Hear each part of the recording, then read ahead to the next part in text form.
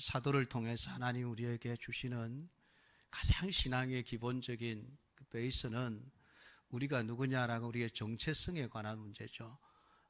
우리는 나그네요 행인이다.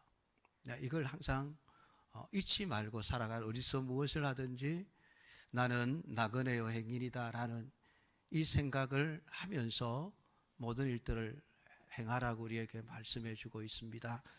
이 나그네와 행인이라고 하는 의미는 이 세상은 내가 살 영원한 집이 아니다. 나는 천국으로 가야 될 사람이다.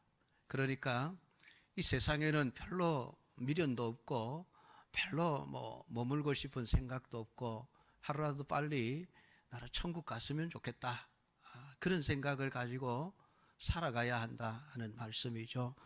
그래서 우리가 이 땅에서 사실 그 나그네와 행인으로 살아간다는 것은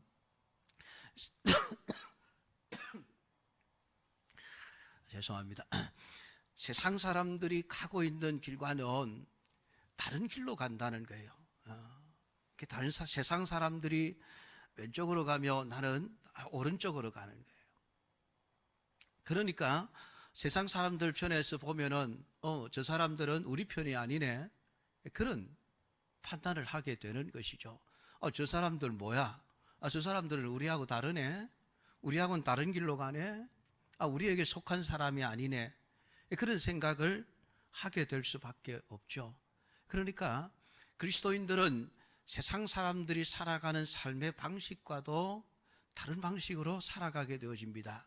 하늘의 방식을 따라서 살아가게 되어지죠. 그래서 세상 사람들은 욕을 먹으면 같이 욕을 합니다. 누군가가 내게 악을 행하면은 나는 그 악을 7배라도 갚아주겠다. 그게 세상의 사고방식이죠. 그게 가인의 후손들 라멕을 통해서 분명하게 세상 사람들이 살아가는 삶의 방식이 어떤 것인가를 우리에게 보여주셨습니다.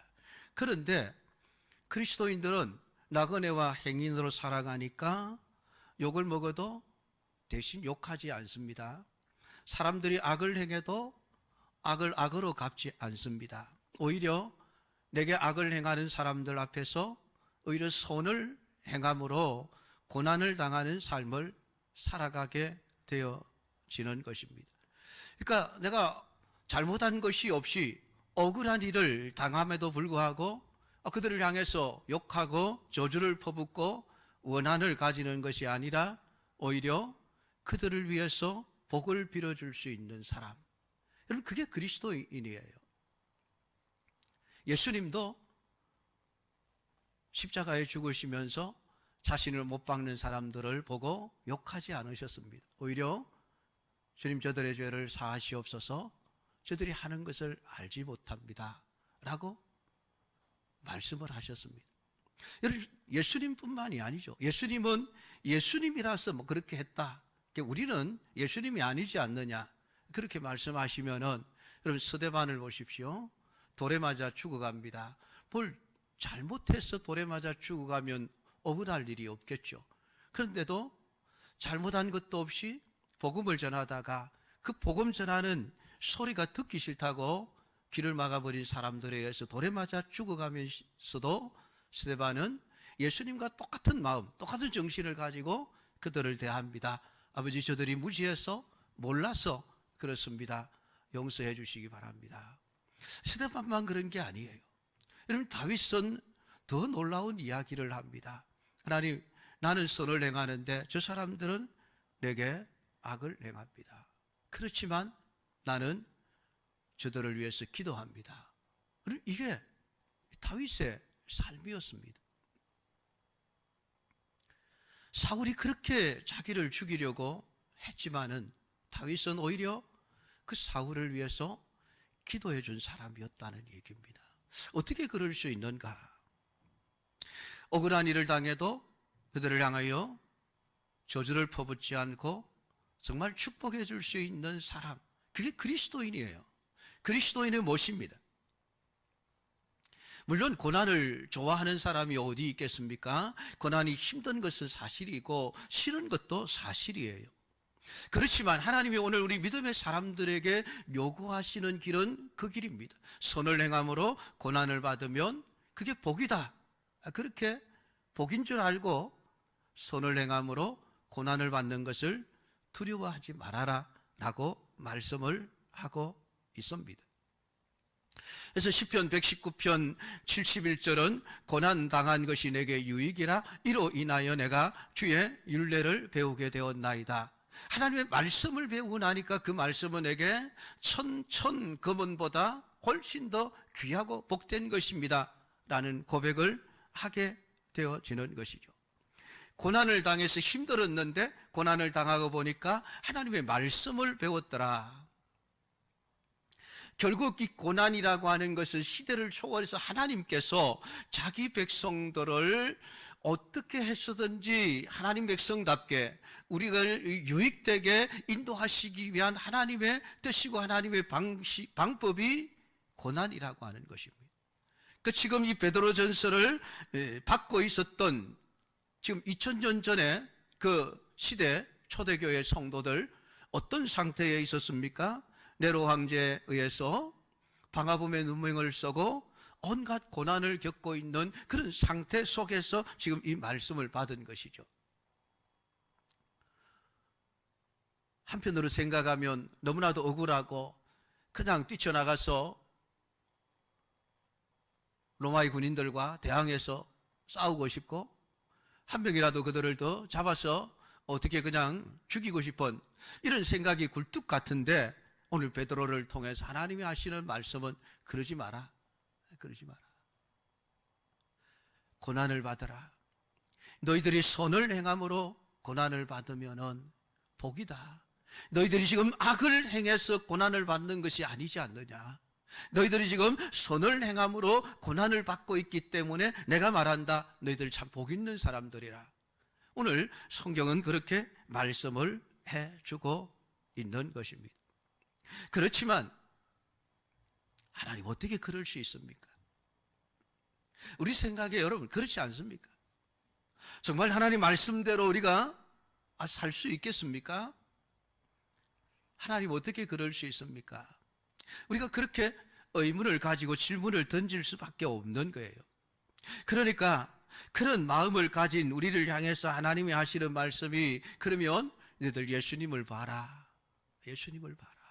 지금 그 얘기를 하고 있는 것입니다. 18절부터 마지막 21절까지 선을 행함으로 고난받는 것이 하나님의 뜻일진데 악을 행함으로 고난받는 것보다 나으리라 라고 하는 그 말씀에 대한 증거가 예수님이라고 말씀을 하고 있는 것이에요. 오늘 이 고난의 길을 하나님께서는 그냥 편안하게 뒷방에 떳떳하게 불 지펴놓고 등을 지지면서 누워 계시면서 성도들을 그냥 고난의 자리로 내몰면서 너희들 실컷 고난 당해라. 그런 하나님이 아니시라는 거예요. 하나님 자신이 직접 고난을 몸으로 겪으시고 그 고난의 결과가 얼마나 영광스러운지를 예수님은 직접 우리에게 보여주셨습니다. 그러니까 선을 행함으로 고난받는 것이 얼마나 복된 것인가를 예수님을 보면 안다라고 우리에게 말씀하는 것이죠. 18절에서 그리스도께서도 단번에 죄를 위하여 죽어서 의인으로서 불의한 자를 대신하셨으니 이는 우리를 하나님 앞으로 인도하려 하심이라. 육체로는 죽임을 당하시고 영으로는 살리심을 받으셨으니 예수님이 고난을 당했지 않느냐?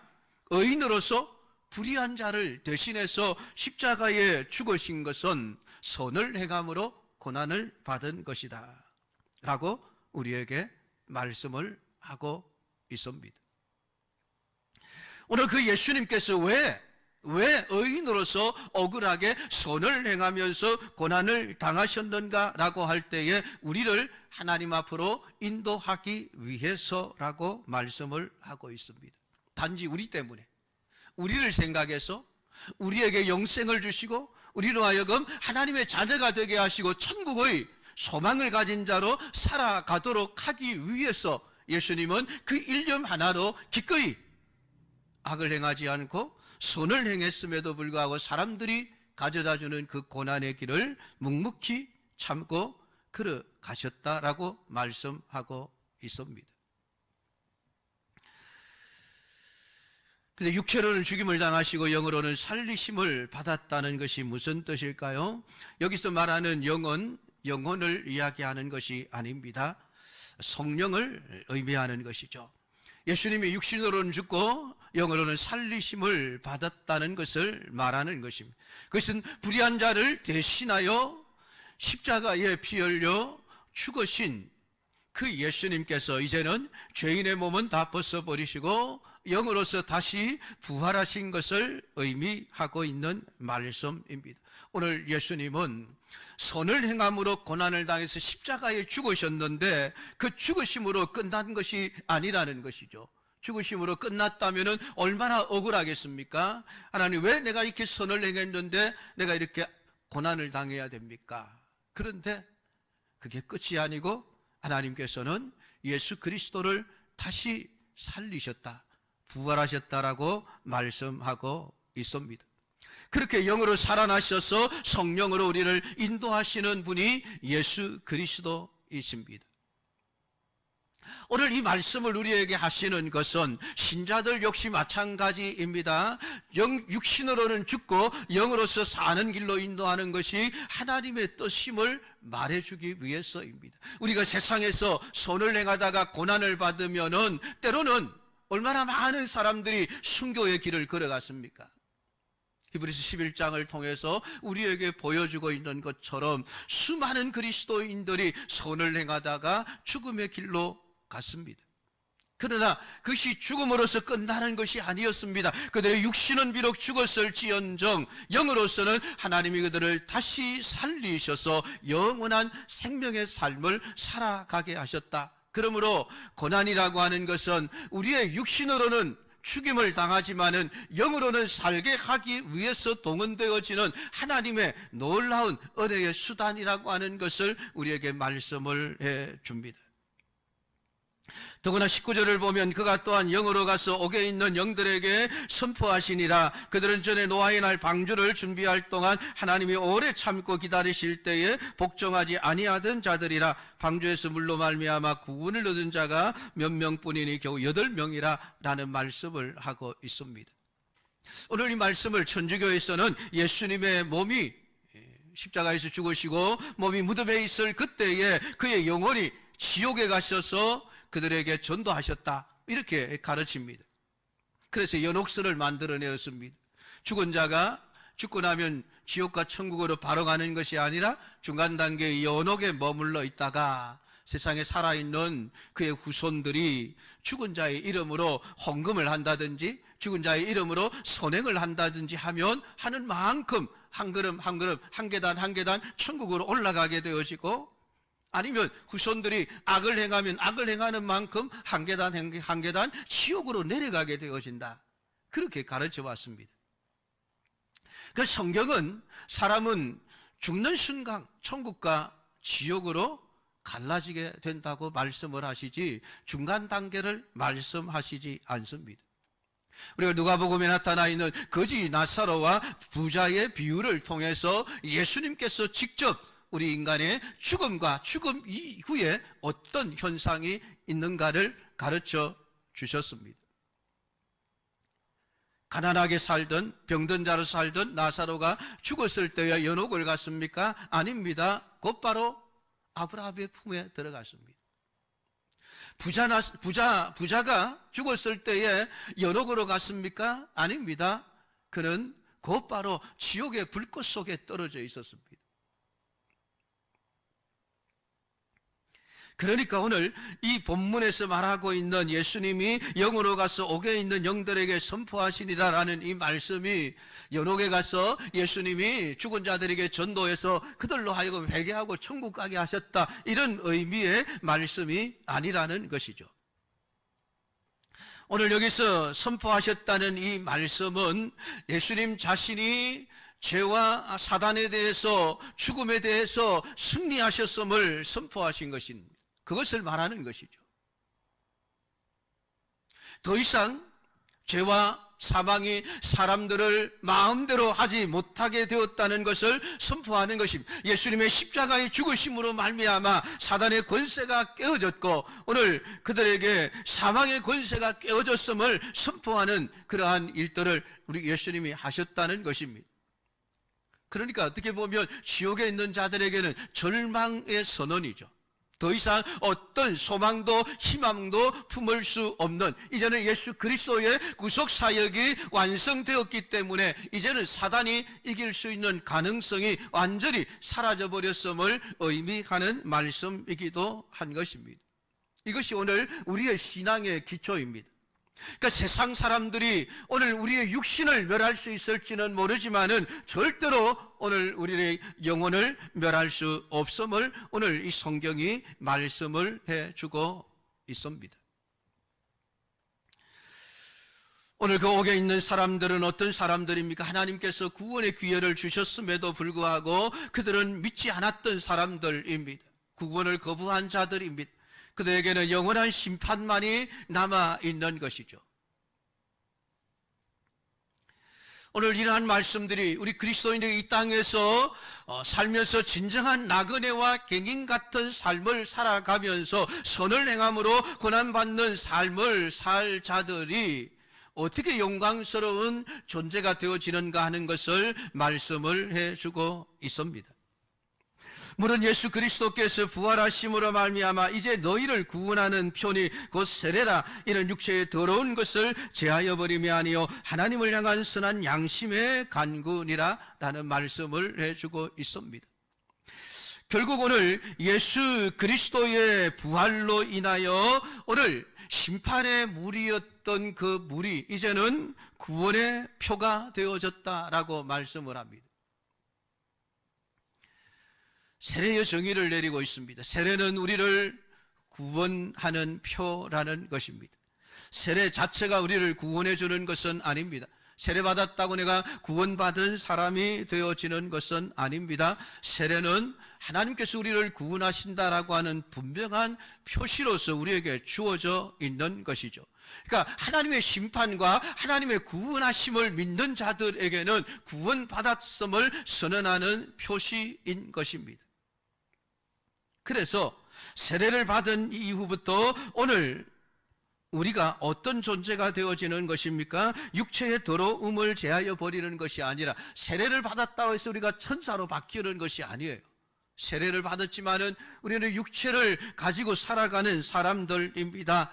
그래서 우리가 연약하여 때로는 넘어지기도 하고 죄를 짓기도 합니다. 그렇지만 중요한 것은 하나님을 향한 선한 양심의 간구니라. 오늘 이 말씀의 뜻은 우리의 인생의 방향과 목표가 달라진다는 얘기예요. 세례를 받고 나면 우리의 방향이 세상을 향하던 삶에서 하나님을 향하고, 세상을 향하던 삶에서 천국을 향하여 걸어가게 되어지는 삶의 방향이 달라지고 목적이 달라진다는 것입니다. 그것이 우리의 선한 양심이 우리로 하여금 세상을 쫓아가지 않게 하고 하나님을 향하여 나아가게 하는 이러한 역사를 나타나게 되어진다라고 말씀을 해주고 있습니다. 썩어질 세상의 것을 간구하는 것이 아니라 이제는 선한 양심이 우리가 하나님 앞에 무엇을 구해야 할지를 알고 썩지 않고 쇠하지 아니하고 더럽지 아니하는 천국을 사모하고 그것을 얻고자 하는 삶을 살아갈 수 있도록 하나님 앞에 간구하는 양심을 가진 자로서 삶을 살아가게 되어지는 것입니다. 오늘 예수 그리스도께서 이렇게 우리를 구원하시는 구원의 사역들을 어떻게 행하셨는가 하면은 십자가의 죽으심을 통해서 선을 행함으로 고난을 받으심으로 말미암아 구원 사역을 이루어내셨다. 그 결과가 어떠합니까? 예수님이 망해버렸습니까? 아닙니다. 오늘 마지막 22절, 그는 하늘에 오르사 하나님 우편에 계시니 천사들과 권세들과 능력들이 그에게 복종하느니라. 오늘 예수님은 이 땅 위에 그냥 왕으로서 존재하는 것이 아닙니다. 오늘 예수님은 하늘에 오르셨습니다. 하나님 우편에 앉아 계십니다. 그것은 그리스도를 믿는 우리 믿음의 사람들이 가야 할 방향이 어디인가를 우리에게 가르쳐 주는 거예요. 우리는 주님이 계신 그 하늘을 향하여 가야 되고 하나님 우편에 앉아 계신 예수 그리스도를 우리 인생의 목표로 삼고 살아가야 하는 사람들이 되어졌다는 것입니다. 그것이 구원받은 백성들의 삶입니다. 오늘 예수님은 천사들과 권세들과 능력들이 그에게 복종하실 수밖에 없는 분이 되셨습니다. 이 땅 위에서 선한 삶을 살기 위해서 고난을 받았더니 이제는 왕의 권세를 누리시고 계신다라고 말씀해 주고 있습니다. 그 예수님을 봐라. 예수님을 본다면은 너희들이 이 땅 위에서 믿음의 사람으로서 나그네와 행인 같은 삶을 살면서 세상으로부터 억울한 고난을 당한다 할지라도 그것 때문에 세상 사람들처럼 욕을 욕으로 갚고 악을 악으로 갚는 자가 아니라 오히려 그들을 위해서 복을 빌어줄 수 있는 사람이 될 수 있다. 우리가 원하는 것이 달라지고 우리의 방향이 달라지기 때문에 그렇게 되어집니다. 그래서 우리로 하여금 영원한 하늘의 영광을 누리게 하실 것을 우리에게 말씀해 주고 있습니다. 사랑하는 성도 여러분, 오늘 세상에서 선을 행하다가 고난받는 것을 두려워하지 마십시오. 고난받는 것이 두려워서 선을 행하는 것을 포기하지 마십시오. 이 선이라고 하는 것은 윤리적이고 도덕적인 그런 선을 이야기하는 것이 아닙니다. 세상의 선은 항상 상대적이죠. 나라마다 민족마다 선의 기준이 달라집니다. 우리가 선이라고 하는 것이 다른 나라에 가면 선이 아닌 것이 있습니다. 우리가 악이라고 하는 것이 다른 나라에게 다른 민족에게 가면 그것이 선으로 인정받는 경우들을 우리 너무 많이 보게 되어집니다. 인간의 선은 절대적이 아니에요. 상대적이에요. 오늘 성경이 우리에게 말하는 선이라고 하는 것은 절대적인 하나님의 선을 이야기하는 것입니다. 하나님의 뜻이 선이라고 하는 것이죠. 그러니까 우리가 세상 가운데서 하나님의 뜻을 행하면서 고난받는 것에 대해서 여러분 두려워하시면 안 됩니다. 고난받는 게 싫어서 하나님의 뜻을 따라 살지 않고 하나님의 뜻을 포기해 버린다면 그것보다 어리석은 사람이 없다는 것입니다. 오늘 하나님은 우리의 고난을 통해서 누군가를 살리십니다. 예수님이 고난받으심으로 우리가 살았듯이 오늘 우리가 선을 행하다가 고난을 받으면은 그 고난은 아무 의미 없는 무가치한 고난이 아니라 하나님께서 나의 고난을 통해서 대신 누군가를 살려내시기 위해서 나를 고난의 풀무불 속으로 들어가게 하신다는 사실을 오늘 베드로는 우리에게 말씀을 해주고 있는 것입니다. 사랑하는 성도 여러분, 오늘 여러분이 하나님의 뜻을 따라 살면서 고난받는 것을 두려워하지 마시고 오직 하나님이 기뻐하시는 뜻을 따라 살아가는 참된 믿음의 사람들이 다 될 수 있기를 주님의 이름으로 축복합니다. 기도하겠습니다.